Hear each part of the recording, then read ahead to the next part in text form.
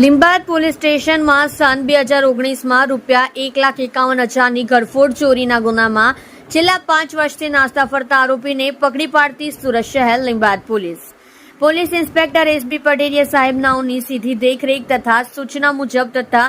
second police inspector VA Jograna સાહેબનાઓના technical માર્ગદર્શનથી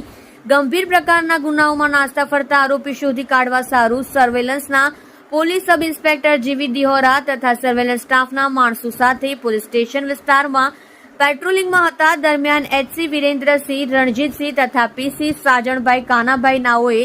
તેઓના અંગત અને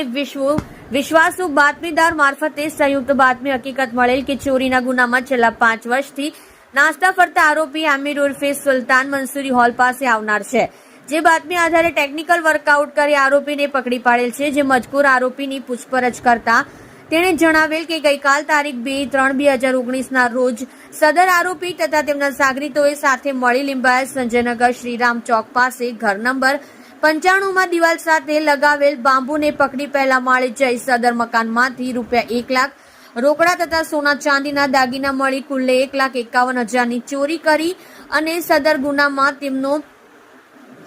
એક મિત્ર પકડાઈ જતા પોતે વતન ખાતે ભાગી ગયેલ અને થોડા સમય બાદ ફરી સુરત ખાતે આવી રહેવા લાગેલ અને સદર ગુનામાં આજ દિન સુધી નાસ્તા ફરતા હોવાનું જણાવતા સદર આરોપી આમિર ઉર્ફે